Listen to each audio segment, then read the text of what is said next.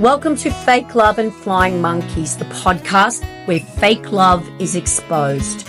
I'm Nova Gibson and I am your host. I'm the principal counsellor at Brighter Outlook Narcissistic Abuse Counselling.com.au. This space is dedicated to helping you reclaim your worth and understand the impact of toxic relationships with suspected narcissists. You deserve clarity, healing, and freedom from the pain of fake love and flying monkeys. So please leave a review and grab a copy of my book, Fake Love, Understanding and Healing from Narcissistic Abuse. Let's uncover the truth and take back your power. Hi everyone and welcome to another episode of Fake Love and Flying Monkeys. Now, it's true that many people in unhealthy relationships struggle with confusion, self-doubt, and this persistent sense that something simply is not right. Well, if you find yourself questioning your reality, feeling emotionally drained all the time, or constantly just trying to keep the peace, walking on eggshells, it may be worth considering whether there's some pretty strong narcissistic dynamics at play. So narcissistic relationships are rarely obvious, guys, at the beginning especially. They will often start with intense love bombing, the intense affection, attention, and this connection can feel really intoxicating. Over time, however, this relationship shifts into cycles of criticism, manipulation, control, abuse, leaving you feeling absolutely a shell of yourself and totally unsure of who you really are anymore. So recognizing these patterns is really important in understanding your experience with this particular person and, if needed, beginning the process of healing. In this episode, we are going to explore really common signs and dynamics of a narcissistic relationship. And if many of these experiences feel familiar, it may help you make sense of what you've been going through and validate what your instincts have already been telling you. Maybe you feel like you have to constantly watch what you say or do around them, like every word you speak is under this microscope and one wrong move could set them off. That's a major red flag, guys. You've probably become a master at reading these signs and picking up on subtle hints around what sort of mood they're in and guessing whether you'll get the cold shoulder or an outburst of some sort. Now, love shouldn't feel like you're diffusing a bomb every day. Then maybe there's the confusion over what's actually true and what isn't. Narcissists are expert gaslighters. They deny things they said that you know full well they said. They will twist your words and make you question your memory, and you know that you heard them say something, or you know that they didn't say something when they're telling you that they did, but they are trying to get you to not trust your instincts. That's the goal of gaslighting. It's to distort your reality. So you catch yourself regularly thinking, am I too sensitive? Or did that really happen? Or am I imagining it? It's not your imagination, guys. They are skilled manipulators and they are always trying to make you doubt yourself. A big clue is when everything seems to revolve around them. Your achievements, feelings, your dreams get overshadowed by their stories, their problems, their bragging. You might say to yourself, oh, I finally finished that big project at work. And they'll pipe up with something like, oh, that's nice. But you know what? my project at work is way more important than yours. Now, feeling seen and heard in a relationship, that should be the norm, not this rare treat that they give you. And boundaries, well, they might as well not exist. You ask for space or privacy or just a little respect, and they will bulldoze right through everything. In healthy relationships, you don't have to actually assert your boundaries. People will respect you when you say no, or this is the way I like to do things. They won't make you explain or send them a 10-page email around why you can't do what they want you to do. Narcissistic relationships, well, the narcissists see your boundaries as obstacles to bypass, a way to assert control over you. And spending time with a narcissist will also leave you emotionally drained, certainly not comforted, and certainly not secure. They thrive on drama and chaos. It follows them everywhere. Well, they actually create it, no matter how many times they tell you that they hate drama, which is just gaslighting. If you also leave conversations regularly with this person feeling worse than before, that's not normal. That is a big, fat, red flag. And the silent treatment is another common tool that narcissists use in relationships to tear you down, to make you feel worthless, to destroy you. When they ignore you or give you the cold shoulder or act like you don't exist, it's not just immature. It is a form of manipulation.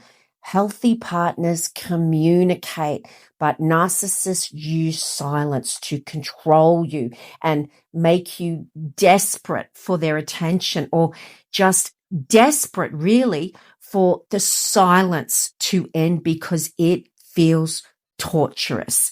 Apologies, well, if they come at all, are not genuine. Quick sorry, but often follows with their blame shifting or their minimizing of your feelings. Real accountability is non-existent with a narcissist. An apology from them, it is just another manipulation tool. Now, you might also find yourself questioning yourself regularly, apologizing unnecessarily. You haven't even done anything wrong, or taking blame for things that simply are not your fault. Narcissists are absolute pros at keeping you in a constant state of confusion, of self-doubt.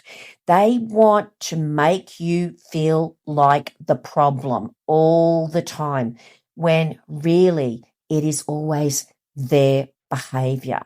Now, another tactic that narcissists use is isolation.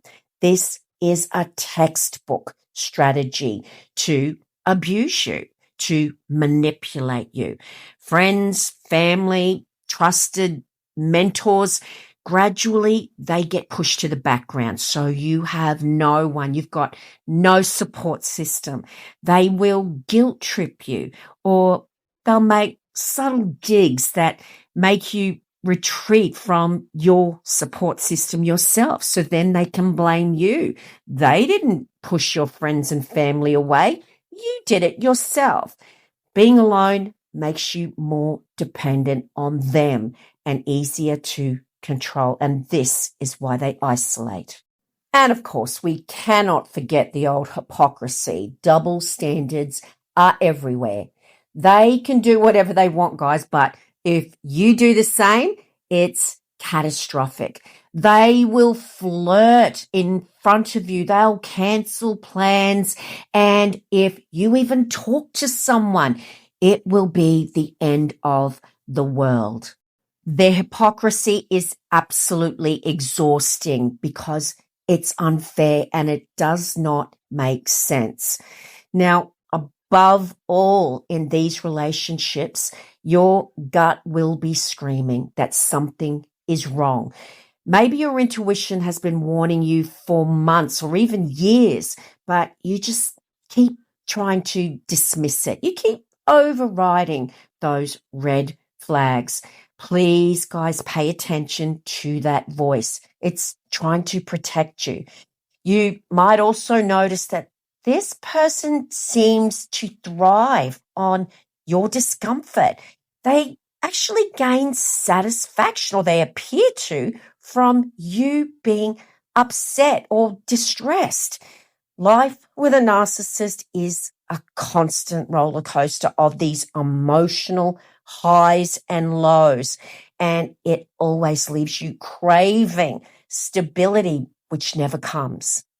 Another sign you're in a relationship with a narcissist, possibly, everything feels like a performance. Narcissists care very deeply about appearances, and that means you will often see a very different version of them in public than the one that you deal with in private. They'll turn on the charm for strangers, colleagues, or even your friends, leaving these people raving about how wonderful they are. Meanwhile, you're left at home sitting there wondering if anyone would ever believe you if you spoke up about that darker side that you see. And that's part of the trap. They create a shiny mask for the outside world while making you feel like you're losing grip on your own reality. But it's not all overt selfishness. Sometimes it's wrapped up in concern. They'll undermine you while pretending to look out for your best interests. Maybe you share a dream or a goal, and instead of encouragement, you get this smirk or are you sure you can handle that? Disguised as advice because they care about you so much. Now that false concern plants seeds of doubt in your mind, and before long, you are questioning your own abilities. This is the one way that narcissists chip away at your confidence, making you more reliant on their approval while secretly enjoying the control it gives them. There's also the emotional roller coaster that they put you on. One day they're showering you with affection, praise, and validation. You feel like you're finally back in their good graces, like maybe things are going to be okay. And just as suddenly it's ripped away. They withdraw, criticize, or punish you with that silent treatment. And that push and pull is addictive because your brain starts to crave the high of their approval.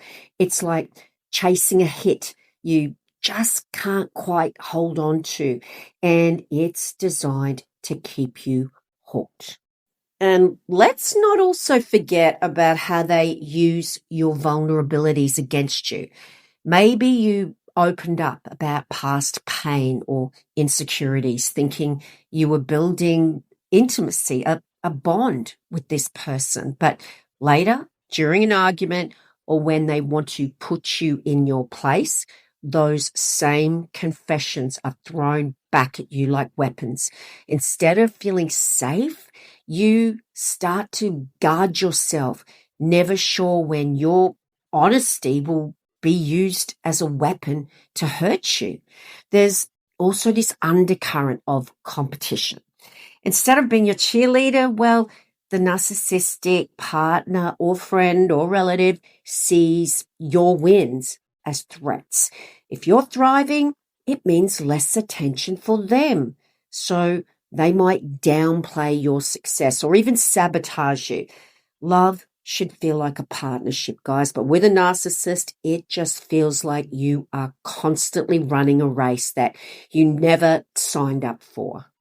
If you're in a relationship with a narcissist, you will start to feel crazy after a while. It is their goal. The goal of narcissistic abuse is to make you feel crazy, to make you doubt yourself. They will twist everything into a pretzel. They will twist conflict, which shouldn't be conflict in the first place. Healthy disagreements are about understanding and compromise, but with a narcissist, conflict is created by them and it becomes a battlefield where they must win at all costs. They will deflect blame. They'll project all of their flaws onto you and they will never take responsibility. And leaving a relationship with a narcissist is rarely simple. Their combination of love bombing, gaslighting, and the intermittent reinforcement. This can feel and is addictive.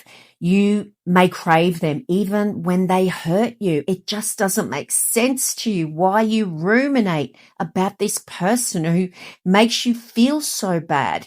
You justify their actions and you hope that they will change. That doesn't mean you're weak, guys. It means you've been caught in a web of emotional manipulation or you are trauma bonded to the narcissist. If you're starting to see this pattern, there are ways to start reclaiming your life. Educate yourself about narcissistic abuse. Journal to see these patterns clearly and connect with people you trust, family or a counselor, someone who understands this type of very often covert abuse. Set and enforce rock solid boundaries and focus on your self-care. And if leaving is the goal, plan it safely with lots and lots of support. You might be in a narcissistic relationship if any of this resonates. And if it does, know that you are not alone. You're not imagining it and it's not your fault. Real love doesn't drain you. It doesn't manipulate you or make you question your worth. And you deserve kindness. You deserve respect. And you certainly deserve partnership that makes you feel safe and valued. Healing takes time, guys. It takes lots of patience and lots of support, but it is absolutely possible. Step by step, boundary by boundary, you can reclaim your life, confidence, and joy. Love should feel like freedom, not a cage. And that brings us to the end of another Fake Love and Flying Monkeys episode. I hope you found that insightful, guys, and I hope that if you're thinking that something just feels really off in the relationship that you're in, and this could be with a parent, not just an intimate partner, or it could be with a colleague or a friend, please consider the signs that we talked about today in this episode. And if you would like to have a one-on-one session with myself as a professional counselor, I would love to be able to support you online in a Zoom counseling session, no matter where you are in the world. Just see the website link for my practice in the description, where you will also find a link to order your copy of my best-selling book, Fake Love, which will help you as well so much. On that note, guys, it's bye from me for now. Until the next episode, please remember, you are worthy of love and you are worthy of so much more than a lifetime of fake love and flying monkeys.